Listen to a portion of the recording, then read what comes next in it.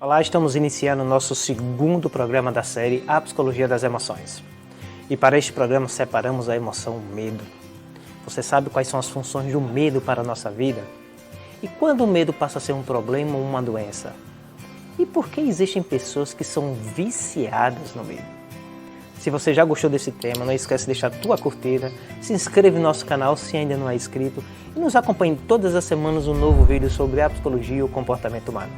Logo após a vinheta, nós vamos abordar a emoção medo.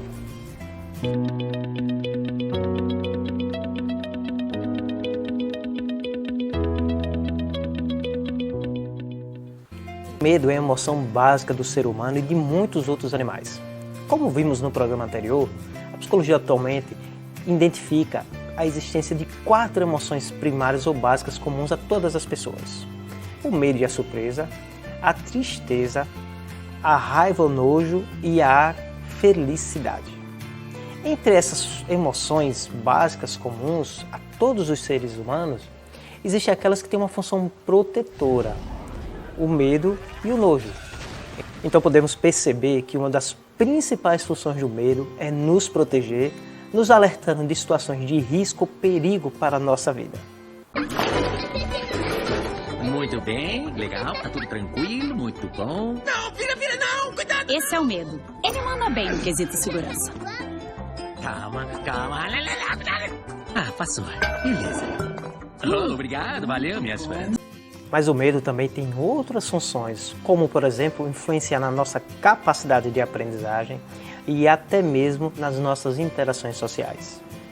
Pois diante de situações que nos provocam medo do ponto de vista de adaptação social, nós tendemos a adotar condutas e comportamentos que podem ser mais assertivos para que possamos participar de um determinado grupo.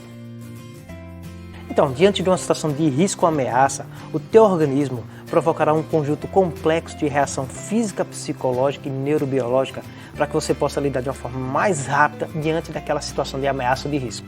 Entre essas reações podemos destacar a dilatação da pupila, alteração do funcionamento cerebral, com a liberação de hormônios como a adrenalina e o cortisol, que fará com que o teu coração bata mais rápido, aumentando assim o fluxo sanguíneo em determinadas regiões do organismo, principalmente nos grandes músculos, como membros inferiores e superiores, e há uma diminuição de fluxo sanguíneo em outras regiões que não são tão importantes diante de uma situação de medo, como por exemplo o estômago, por isso que nós sentimos aquele frio na barriga quando estamos com medo, e também a diminuição do fluxo sanguíneo na pele e na face, por isso que nós usamos aquela expressão amarelou de medo.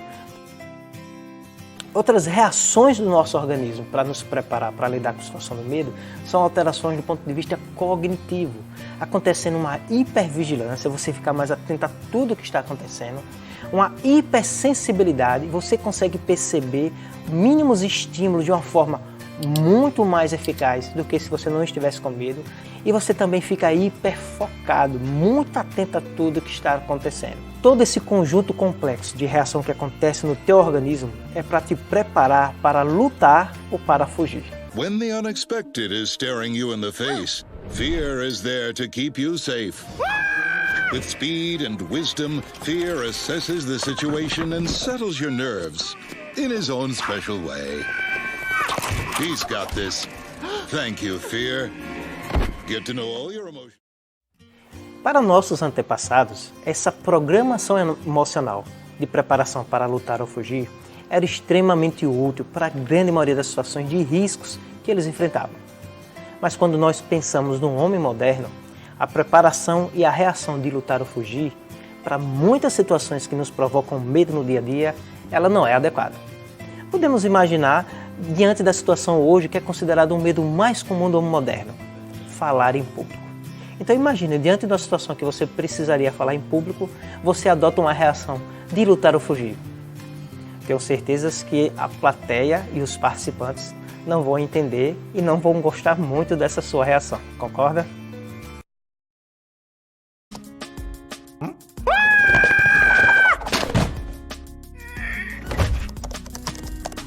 E você sabia que existem pessoas viciadas no medo? Vimos agora há pouco que o medo ele libera alguns hormônios, como a própria adrenalina, que estão muito relacionados não só à capacidade de reagir, de reação, mas também trazem bem-estar. Então muitas pessoas procuram o tempo todo vivenciar situações que tragam uma reação no seu organismo provocadas pelo medo. Por exemplo, atletas de esportes radicais. Mas mesmo você que não é praticante de um esporte radical, vou mostrar que você também procura situações para sentir medo de forma proposital.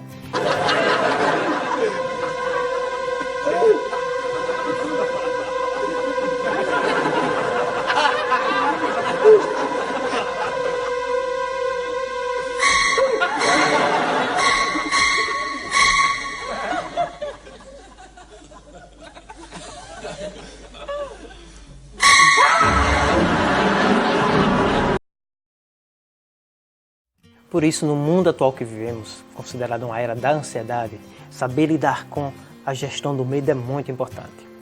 Atualmente, inclusive, o Brasil é considerado um dos países com maior incidência de transtornos relacionados ao medo. São os transtornos da ansiedade. Ansiedade e medo, eles não se confundem, mas eles estão muito relacionados um com o outro. Podemos dizer que a ansiedade é um sentimento de percepção, inclusive de vivência subjetiva do medo. E aí, no Brasil, temos uma das maiores incidências do mundo de transtorno de ansiedade. Entre eles podemos destacar as fobias específicas, as fobias sociais, os transtornos de pânicos e a agorafobia. Talvez sejam os que tenham maior incidência no público brasileiro. Por fim, como podemos lidar com o medo?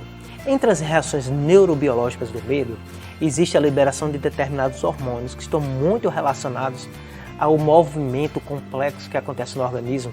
E esses hormônios estão muito relacionados também, como já dito, a atividades físicas, mas também a situações de estresse, como o cortisol e a adrenalina.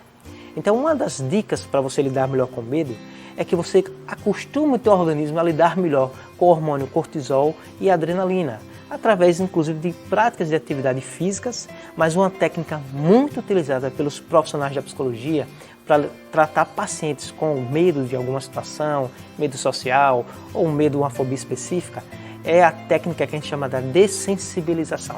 A dessensibilização seria uma exposição gradual, controlada e acompanhada por profissionais de saúde mental habilitados do objeto, da situação ou do animal que te provoca medo, como por exemplo, o medo de barata.